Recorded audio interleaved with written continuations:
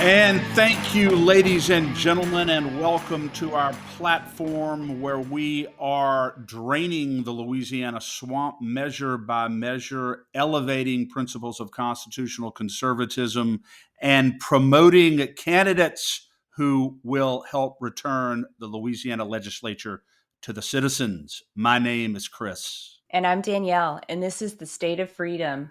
Welcome, Louisiana. We are so grateful that you're spending part of your day with us. You are the heartbeat of the show.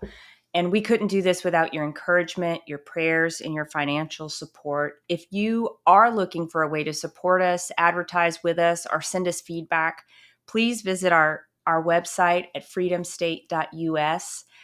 And just a reminder, we are only 23 days away from Election Day. And although we know that early voting begins on September 30th, we are encouraging all of the State of Freedom listeners and your families to please make a plan to vote in person on Election Day. That's what the election integrity experts are telling us is the best way to go. So that's what we're promoting. And as you probably guessed, we are continuing the endorsement series. We hope that you are enjoying it. We hope that you are sharing episodes with friends and family members who live in the districts we are covering, because as you know, each and every candidate will affect the direction and the future of our state. As a reminder, you can send them some of these short, powerful clips that we have on YouTube and Rumble. You can link to YouTube and Rumble either through the show notes or through our website, freedomstate.us.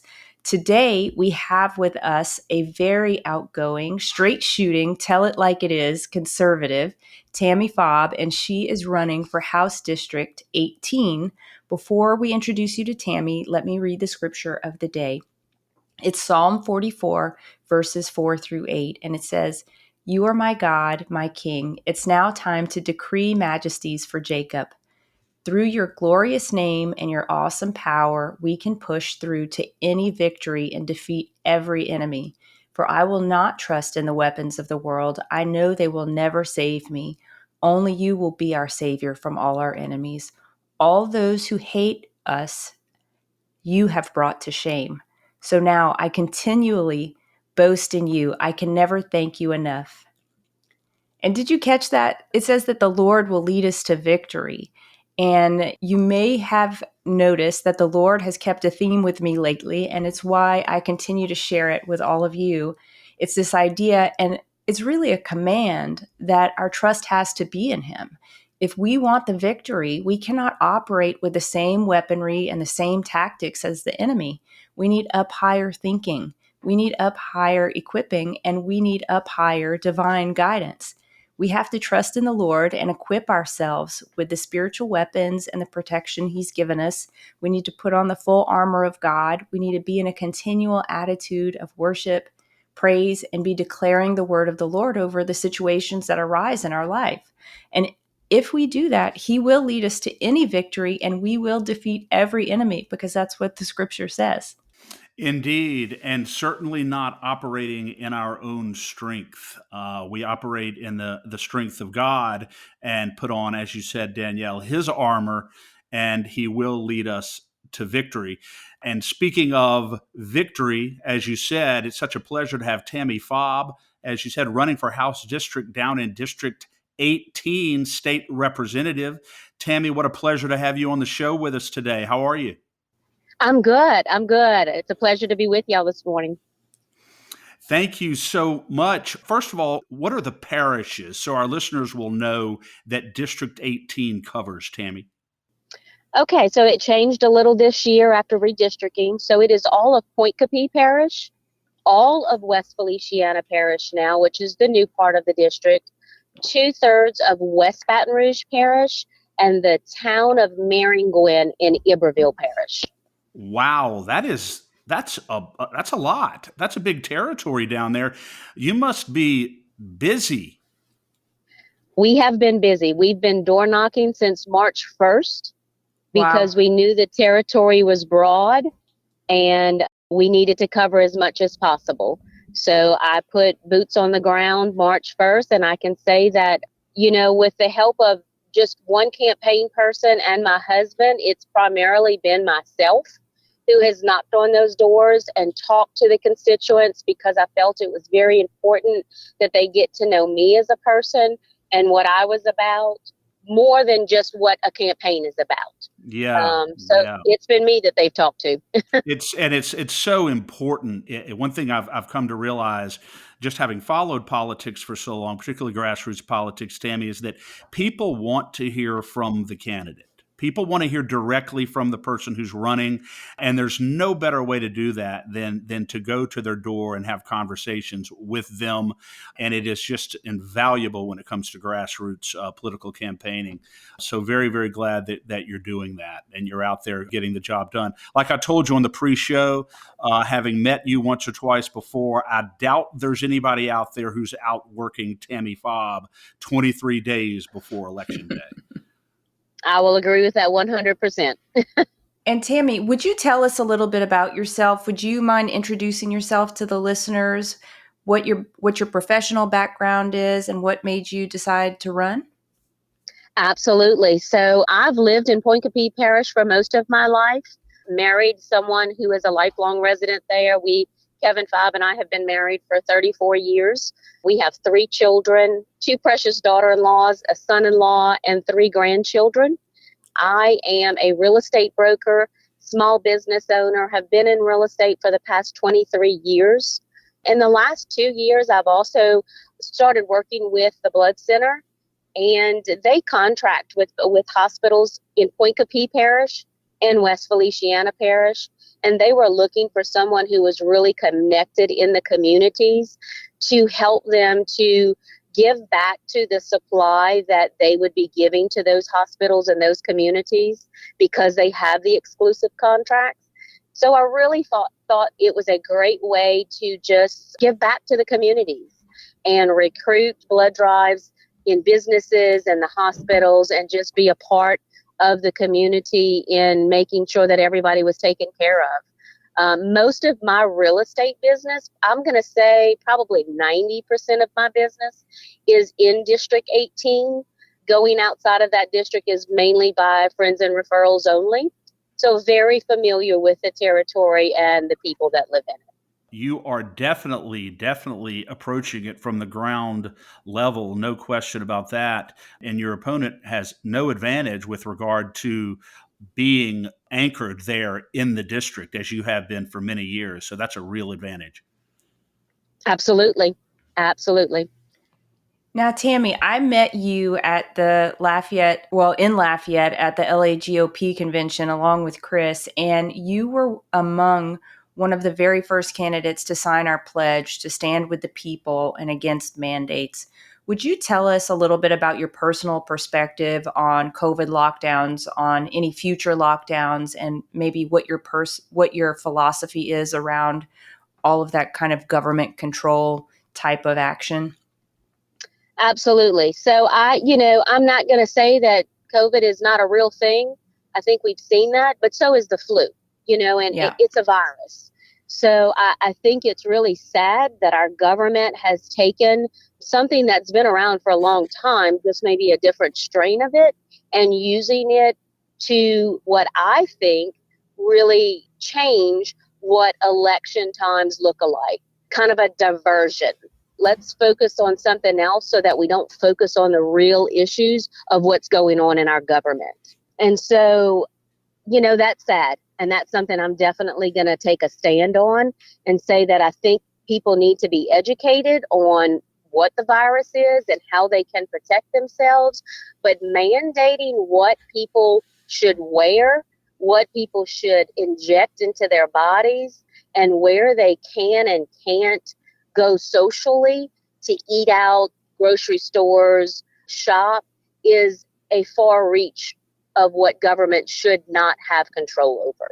Well said, Tammi. And all of the things that you just mentioned distinguish you from your primary opponent, Jeremy Lacombe, who was a state representative back in 2020 when the state was shut down by our governor, and said and did nothing to assist the conservatives in the legislature to try and reopen our state. He was about as quiet as a church mouse, and pretty much did the governor's bidding during that time, in our view, caused much, much more pain and suffering to citizens in Louisiana than was necessary. So it's very, very gratifying to hear you talk about your position on that. And I take it that if they do try to lower the boom on us again or impose any of these emergency health protocols, again, that you would stand against that without hesitation. Absolutely. Absolutely. I think it's, statistically shown us that anything that they did in 2020 did not benefit anyone, business wise or individual wise. It did not stop the virus from harm to people. Those who had lowered immunities, unfortunately suffered the consequences of that. Business suffered greatly within our state, and we cannot allow that to happen. With inflation rise and insurance crisis, we are in a critical moment to where we have to go forward and not stand still. I couldn't agree with you more. And we've talked about it many times that our state and our citizens probably wouldn't survive another 2020. It would be hard to imagine how we would come out of that. More broadly, Tammi, what else would you say generally separates you from your primary opponent in this race? When someone goes in to the voting booth on October 14th or maybe sooner and is about to cast a vote in your election, what do you want them to be thinking about in terms of why they should vote for you as opposed to anybody else in your race? Absolutely. Good question. I know that everyone knows and understands that, Louisiana is ranked at the bottom of the list in so many things that are important to us, such as infrastructure and education and job opportunities. And we're ranked at the very top in crime. And that's a problem. But at the end of the day, there are solutions that can be put in place. But in voting on those solutions, should never compromise our values and our freedoms. Men and women have fought, some died for our freedoms to be in place. And I think that we need to respect that and that we need to hold that high and that we need to find solutions to the problems without undermining those things. So know that I will be there fighting to bring our state up to a positive number in growth and providing the job opportunities that we can. We're a state that's rich in culture and rich in resources. We should be at the top of job opportunities. We should have the infrastructure that our neighboring states has around us. We just haven't put priority in our budget in focusing forward on that. Met with Lobby yesterday and had a really good conversation on their new plan that they're coming out with for a 6-year projection of growth. And there's going to be a lot of opportunities of infrastructure growth in the next year. So I look forward to working with a new governor and a majority of conservatives in both the House and the Senate to move us forward. But as we move forward, we will always have, or I will always have in check that our values and our freedoms stay where they need to be. Absolutely. No vote should ever be a negotiating tactic for those two things. Because those things are, in fact, non negotiable. And hopefully, with people like you in the House and others, instead of having many, many thousands of Louisiana citizens leaving our state, we'll have people seeking out our state to come here and start businesses and start their families. And that's what we're hoping will occur. Because we are really unique among the southern states right now, where instead of people coming to our state, it seems like there's this mass exodus from our state. That's very troubling to us. Absolutely. I think last year I saw a statistic. We had 48,000 people leave our state to go to a neighboring state, whether that was for a job opportunity or a better education system for their children. And yeah, I agree. I don't see any other state that has better opportunities that we can have if we make them a priority. And it's just not sustainable. No doubt about that. Well, how is the race looking generally out on the trail? What kind of feedback are you getting out there? It has been positive from day one, just in introducing myself.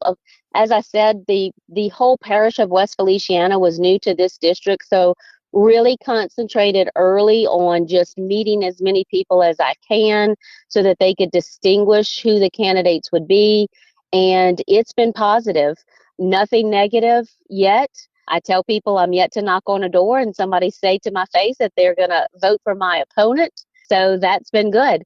And if they did, say that, that's the great thing about America is you do get to make a choice and who represents you and your values. Indeed. So I just encourage people to make sure that you're choosing the right candidate that's going to represent you and what you value most.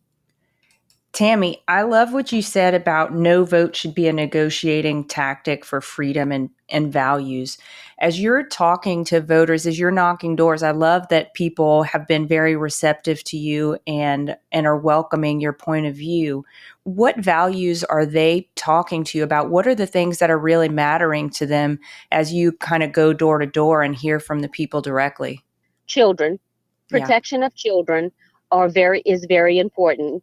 Children and elderly, but my opponent has made some votes that really shed light on that he wasn't protecting the best interest of children and women in sports on high school, college, and above levels. And that was important to them. They felt like that whoever was in this position serving them should have their best interest at heart. And that was something that was very important to them. And a lot of that you just mentioned was exposed when now Senator Caleb Kleinpeter ran against your opponent to fill Rick Ward's seat. Jeremy Lacomb's record was exposed, his voting record, and it was not a pretty scene on election day in the Senate race down there because of that. So you're right. He has consistently voted really against the primary values and concerns of the citizens in your district. There's no question about that. And that's not a matter of opinion. That's just a matter of record votes, not something really to be argued about. Yeah. Absolutely. Yeah. And Tammi, so you touched on economic development, you've touched on job creation, you've touched on infrastructure. What are some of the things that you would want to address whenever you make it into the House in terms of legislation? I feel it's very important right now that we really look at some tort reform in order to have the job opportunities and the businesses invest in our state. If you get off in our airport and travel down the 10-12 corridor and you look at the billboards down our interstate, I hate them so much. instead of seeing billboards that advertise our great resources, culture, and say we are open for business, it says, let me sue a company and get you X amount of dollars. You're so and right. I'm not going to specifically name any specific attorney, but that is what we're facing. And so those executives that travel down our 10-12 corridor not only have to deal with traffic chaos, they get to see all of these billboards that scream liability to them. So I think tackling that is going to be one of the major things that we handle. Improving our education system and funding those areas that are going to matter most there's going to be some dollars and grants in this next session, this next year, that are going to really be able to tackle not only early childhood development, but also career and technical opportunities in our high schools. I think we're seeing a shift in 4-year degrees and technical opportunities and certificates and what that looks like for our next generation. So investing in that is going to be crucial to us moving forward. And on that point, briefly, Tammi, our superintendent of education has been way out in front on that issue, recognizing, as you just did, that the traditional 4-year college education is just not a viable option for many Louisiana high school graduates. And there's nothing wrong with not going to college. There are other routes, other avenues, technical training. And I'm so happy to hear you say that that will be a priority for you, is to emphasize the importance of that avenue for high school graduates. Because, like I said, I have four sons myself, and I tell them, you shouldn't necessarily feel compelled to go to college. You do what you feel called to do. And if there are other things that you want to do that you think God is calling you to do, do it. I feel like we live in a society where everybody feels like, okay, go to high school, then go to college, and then boom, boom, boom. It's like a cookie cutter approach. And that's just not the way it is anymore, not the way it has to be. And I think that's a huge issue in our state, is to make sure that there are opportunities for different career paths that don't include the traditional four-year college route. And I'm glad you'll be focused on that. And I just want to touch on that as well, Chris, because the state of Louisiana's economy was built on the back of technical prowess. It was built by blue-collar workers, and we should be proud of that. Not to mention that the universities are churning out Marxists, and people are graduating with insane college student loan debt and useless degrees. I mean, teach people how to do something that matters. Very true. Absolutely. Instead of the federal government trying to pay off people's student loans, how about we invest that money into opportunities for them to excel personally in a career? Yeah, exactly. Absolutely. That's so true. That is just such an important issue in the state. And actually, to be honest with you, Tammy, we've had multiple candidates and incumbents. And I think while they would agree with your point about the importance of technical training and those opportunities, I think you're the only one who's actually mentioned it as a top priority. I guarantee you that resonates in your district, as it certainly probably resonates throughout the state. Absolutely. I was fortunate to tour the schools in West Feliciana Parish last week, and I have to say that West Feliciana High School has a tremendous career technology program for their high school students, that when they graduate, they are certified in welding, they have construction, they have CNA, some emergency service, like with the Acadian ambulance, those type like of EMTs. programs. EMTs. Yes, I'm sorry, I couldn't get that out. Programs so that when they leave college, they are certified and ready to go into the workforce. I'd like to see that in every high school within our state. I think that's going to be crucial to providing the business investments that want to come into our state to have that qualified workforce. Yeah, Oh, absolutely. I couldn't agree with you more. One more question for you, kind of on the topic of kind of issue-based perspective. As someone who's worked in the real estate industry for a long time, what's your perspective on the Louisiana housing market right now? Are you seeing the impact of skyrocketing insurance rates as it comes to the real estate market? Absolutely. I've seen those prices double, some even triple, depending on if you're in a flood zone or not. And that is very crucial to what a family can afford in housing. Getting qualified, that is part of your qualifying process, is what does your total mortgage look like? So with that being a percentage of your monthly payment, that really puts a limitation on how much you now can afford in a house. And with the increase in interest rates, so you combine the interest rate and the insurance crisis, and it has really limited families who thought they could afford a pretty nice house as to what they truly can afford. You're so right. And that's heartbreaking. It really is, to work with families every day and see them work so very hard for their money and not feel like they're able to afford what they want to give to their family. Yeah. I agree with you. I'm down in Terrebonne, and people are being basically forced out of here because of, the flood maps, which I think are basically corrupt and opaque, that I'm sure we're going to see a lot of lawsuits about. But, that's not relief that's immediate. People have to either find a way to pay for their insurance or go without insurance if they have already paid off their mortgage. I mean, the options that people have right now related to the cost of just living, just having a home, are insane. Yep, absolutely. Absolutely, because our utility increases have started to also come into play. So, you see that going on also. Yeah, and I think also contributing to our malaise and our problems is the fact that we are taxed so much in this state. Everything we do is taxed. And so I want to ask you this, Tammy. We've had a couple of incumbents, a couple of reps and senators who've suggested that maybe at some point we do away with the state income tax altogether in Louisiana. Is that something that you would consider looking at? Absolutely. And I've really had conversations with different people, both constituents and fellow legislators, of do we look at phasing that out, or do we look at just ripping the Band-Aid off and saying, let's do away with this, and showing them how we're going to adjust that loss per se in our budget.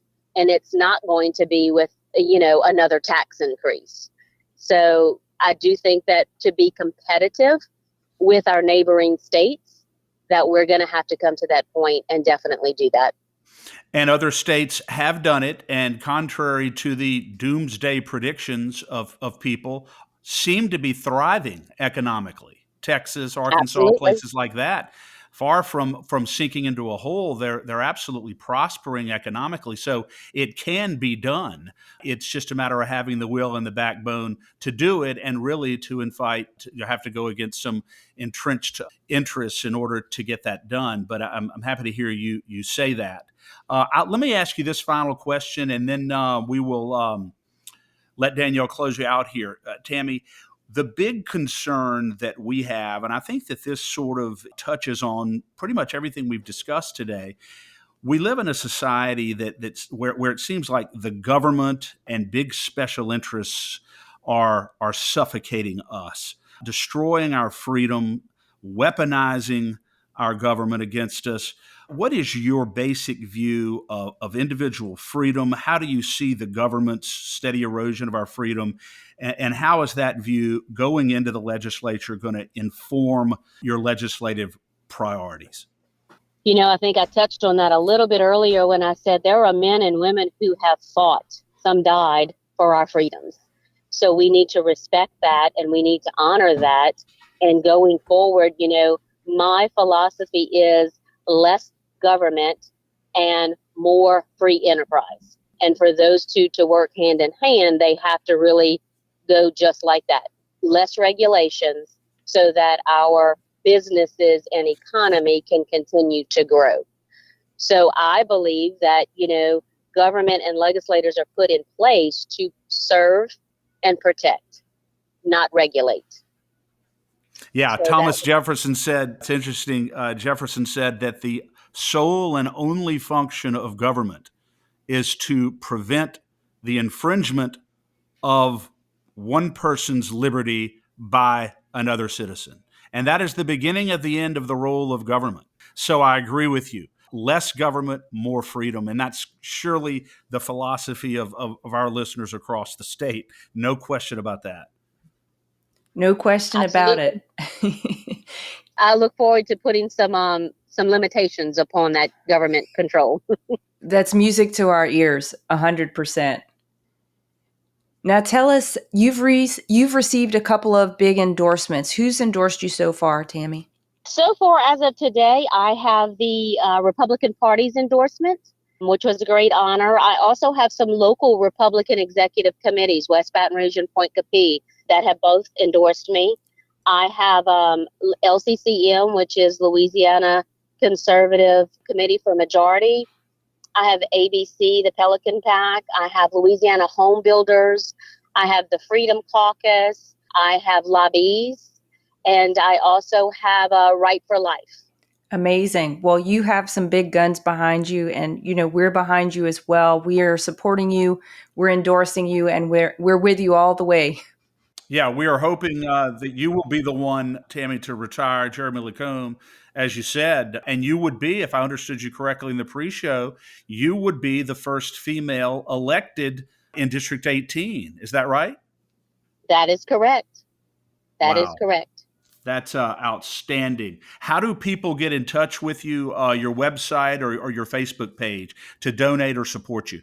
You can go to TammiFabCampaign.com. You can go to Tammi Fabre GOP on Facebook. And then I also have at Tammi Fabre on Instagram. And any of those places you can contact me, don't make donations, just send an encouraging word of support. I ask that the listeners say a prayer. I tell people every day that when I started this in January, I told the Lord I would take the step, and as long as He opened the doors, I would continue to walk through with Him. And the doors have been flown wide open, and so I continue to walk. At this point, I'm running, and I will continue. Just appreciate the prayers of support to lead and guide us and give us the strength to finish it to the end. Awesome. Very well. We'll be there at the finish line with you, Tammi. I appreciate that. 23 days left. I know you're going to be out there working hard. Godspeed. And hopefully we're celebrating on October 14th. On to victory. Absolutely. Look forward to a phone call from one of you that evening when we have the results in. Certainly you will. Certainly you will. God bless you, Tammi. Have a good day. All right. Y'all too. Thank you. Thanks, Tammi. Chris, I loved what she had to say about technical education. That obviously really kind of stirred me up, because I just think this whole concept of forcing every single high school graduate into a college system that is defunct as it is anyway is just ridiculous and a waste of time and money. Yes, it really is. And we just have to face the reality that, increasing numbers of our young children are not destined for the 4-year college route. And they end up in debt without the ability to get a job to allow them to pay it back. Many of them are unhappy. They went to college only because they felt pressure from either their peers or the general community to go to college, when really they didn't want to. And so we have to get away from the idea of this cookie cutter approach to what everybody needs to do after high school. And I loved hearing Tammi talk about opening up the possibilities for technical education. And as you said, Danielle, very well, it was the blue collar, the trades that really built our civilization. Yeah. Yeah. And I think it's exactly what's going to bring us back to life. I mean, Chris, we've been building a house back from Hurricane Ida. If you want to buy something that's made in America, you have to search high and low, and you probably still can't find it. You know where the blue collar jobs are? They're in China. They're in Mexico. They're not here. Absolutely. It is stunning the extent to which our jobs and American manufacture has been shipped off to other countries, when really it should be right here, but we don't have the workforce. We don't have the incentives either. We don't have the incentives, and we don't have the workforce. Exactly. So Tammi is on target there. There's no question about that. And really everything that she said today distinguishes her from her opponent, the incumbent state representative Jeremy Lacombe, who really, since he was first elected, Danielle, in 2019, really has done no favors, to put it very, very mildly, for constitutional conservatism in the legislature. You're so right. And Tammy's actually got two opponents, for our listeners' sake. She's running against Jeremy Lacombe, and she's running against a Democrat. Now, the interesting thing about Jeremy Lacombe, and the reason we're focused on him, is because he is the incumbent, and he was first elected in 2019 as a Democrat. And then, Chris, in 2022, he ran in a special election for a vacant Senate seat, also as a Democrat. That's right. So he's elected in 2019 as a Democrat, serves for 3 years, then a senator retires, and so he runs for state senate there in 2022. Well, his opponent, Caleb Kleinpeter, compiled a list of Jeremy Lacombe's votes and his voting record as a state rep in the previous 3 years, and it was not pretty. Caleb Kleinpeter exposed Lacombe's voting record and directly to the constituents and voters. And because of that, Caleb Kleinpeter won that election to the state senate against Lacombe in the primary, Danielle. Got 50% plus one vote in the primary, which is unheard of He didn't even have to go into a runoff. That is the extent to which Jeremy Lacombe was voting and acting as a legislator against the concerns and interests of his constituents. Could Yeah. not survive a primary 3 years later in 2022. Some people would call that a beating. Some people would call that a North Louisiana yard whipping,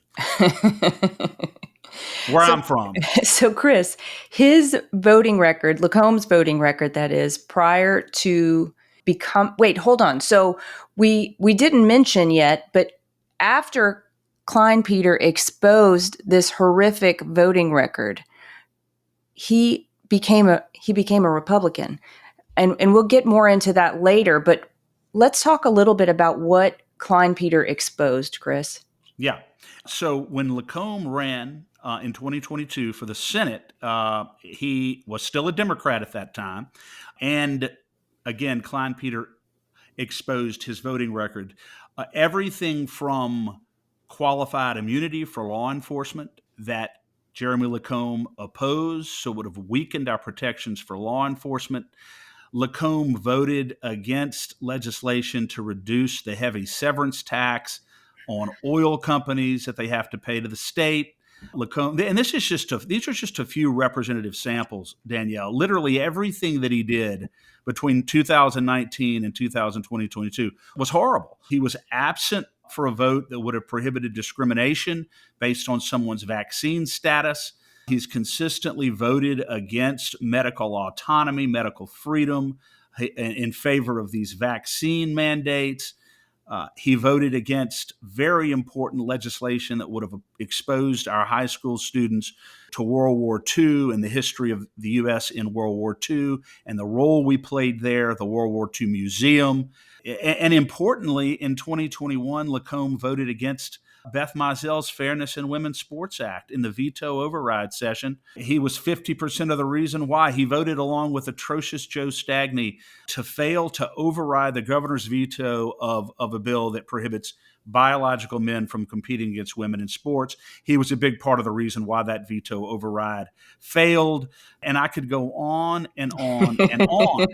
I mean, if it's possible to vote against the interest of the voters in District 18, then Jeremy Lacombe did it. And that's exactly what Caleb Klein Peter exposed in 2022 in that Senate race. And that's why he trounced Jeremy Lacombe. And so after Lacombe got beat in 2022, several months after that election, you know what he did, Danielle? Yeah, it's just so funny. I mean, it's really comical. So he was the second Democrat at the beginning, either the end of 22 or the beginning of 23, just prior to the start of session, in an election year, no less. He becomes a Republican. He identifies as a Republican.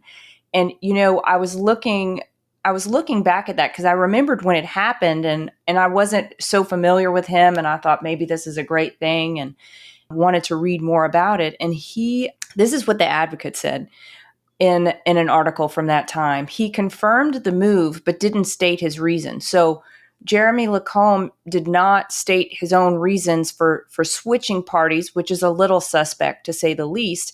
And then later in the article, just a few lines down, it says, you know, House Democratic Caucus Chair Sam Jenkins did make a statement that Lacombe still embraces the same values as the Democratic caucus. And I just thought that was hysterical and super weak because, okay, we're not here judging hearts and minds, Chris. We never have been. But what I will say is, if you are changing parties, you're essentially saying my values have changed. My core beliefs have actually made a shift. And it seems like as a public official, as someone who represents the interests of constituents, you would come out and make some kind of big statement about, well, you know, I used to think that, and now I think this, and this is why I'm doing what I'm doing. But he said nothing, and he actually let the Democratic caucus chair speak for him. Yeah, it's pretty amazing. You get trounced in November of 2022, running as a Democrat in a Senate race. 3 or 4 months later, you switch from Democrat to Republican, knowing that you're going to be running for re-election to your House seat. So you switch parties, become a Republican. You don't say why you're switching parties. and you don't contradict the head of the Democrat legislative caucus in the House when they say, oh, he basically still has the same values as us, and we look forward to continue to working with him. And you say nothing about it in an election year. I mean, it makes me very, very suspicious about whether or not his switch to the Republican Party was done strictly for political reasons or actually reflects some philosophical change of heart. And I think it's the first. And I think he senses that his political career, his days are numbered. And I think it was a move to see what he could do to salvage that career. And quite frankly, my prediction is that it's not going to be effective. No, I don't think it's going to be effective. And one other thing that, Chris, you and I have talked about is that, has he been a leader? He's not been a leader. He's been a voter, but he hasn't really authored any legislation that advances constitutional conservatism. We haven't seen it. And so I'm not sure what it is. He's been basically silent on what he's bringing to the table. Yeah. And now, of course, in 2023, knowing that it's an election year, he obviously switched to the Republican Party.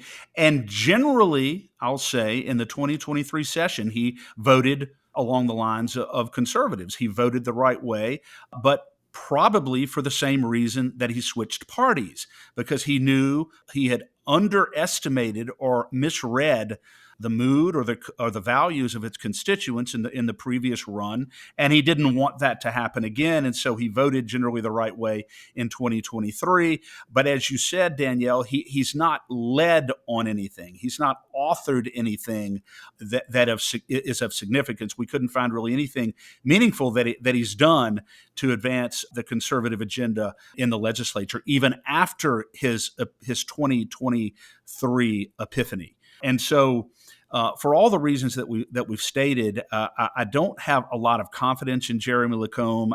I'm not confident that if he wins this House seat, that he's going to go in and be a conservative leader. In fact, I would suspect just the opposite is the case. And that is why I'm very happy and comfortable supporting Tammi Fabre, because I think that she will go in and do things that reflect the fact that she is a true philosophical conservative and not someone who simply makes decisions based on a crass political calculus. Yeah. Yeah, and the people of District 18 deserve a leader. They deserve someone with vision, who sees the problems, who knows the people. I mean, she said she's been knocking doors since March 1st. That blows my mind. It blew my mind when she told me that in Lafayette, and I had forgotten it. So I was really glad she brought that back up. This is a woman who's passionate. She cares about the people. She cares about the area she's in. She knows it very well from having, worked in the real estate market for a long time. And I think she is just, I hope that she walks right into the job, frankly. I hope that she doesn't even have to have a runoff. Yeah, I hope so too, and that's certainly what we're praying for. And I think that she, like we said earlier, she is certainly not going to be outworked down there, and her values and her platform is very consistent with the values of District 18. So if she gets her message out there, which she is doing, I think on October 14th we'll have some very good news in that race. Speaking, Danielle, of getting the message out, as our listeners know, the LeCag PAC is devoted to helping to provide resources and infrastructure for candidates who are constitutional conservatives who are trying to return the legislature to the people. So I want to encourage our listeners to continue donating to the LeCag PAC, lacag.org. Also, checks can be mailed to P.O. Box 64952, Baton Rouge, Louisiana, 70896. The ultimate goal is to assist these candidates in getting their message out so they can be elected and return our legislature to the people. And that's what it's all about. And that's really why we do what we do, Danielle, insofar as LeCag and, of course, also the State of Freedom. Yeah. And Chris, I have to say, I think we should probably tell the listeners we're having so much fun doing it. We have just been really enjoying, I can't say enough, when people ask me what's my outlook on this election cycle, I'm just so encouraged. I mean, every person we talk to on this show, so encouraged. I mean, these are people who are making big sacrifices to run. They are true conservatives. I mean, these are people of faith. These are people who put family above their work, above the government, above, everything else. And they're here because they want to make the state a better place. And I don't know that I have been this encouraged in a long time. I could not agree with you more. And if there's one thing that they all seem to have in common, is that their motives are sincere. Yeah. They are all running, Danielle, out of a sense of civic responsibility. It's like they look out and say, okay, well, here's what's happening to our state. I don't like the direction that it's going in. If not me, who? If not now, when? And they step up and they run. And as you said, they're making a great sacrifice to do it because they love their state, they love our culture, and they want it to be the kind of place where we can be happy to live and be proud of.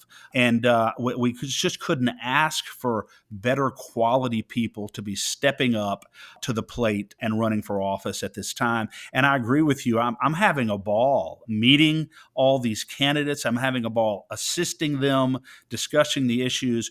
And it always seems to go by so fast. The days go by so fast. And our podcast goes by so fast. It's like I feel like we just got on today 5 minutes ago. I know. And it feels like we just started 5 minutes ago, literally with the podcast itself. And here we are. I believe this is episode 71, which just blows my mind. 71 episodes in the can. And the next 71 are going to be even more fun. I know that we're going to continue to move forward. Thank all of our listeners for all the donations and subscribing to the State of Freedom. We are on the march, and liberty is amassing over the hill. God bless you, Danielle. Have a great day as we march forward to preserve the state of freedom in Louisiana. Yes, indeed. Have a great one. You too. Thanks for listening to The State of Freedom. To stay on top of all the calls to action we mentioned today, just check out the show notes for the episode. If you'd like to support the show financially, visit our website at freedomstate.us. If you'd prefer to give by mail, you can send a check to The State of Freedom, LLC at P.O. Box 861, Berg, Louisiana 70343. If you own a business in Louisiana and are interested in supporting our show by advertising, please email us at info@freedomstate.us. To get involved with Louisiana Citizen Advocacy Group, visit lacag.org, LACAG.org, or email Chris at chris@lacag.org. If you're enjoying the podcast, please subscribe and share it. Give us a 5-star rating in the reviews. Thanks again, everybody. We'll see you next time.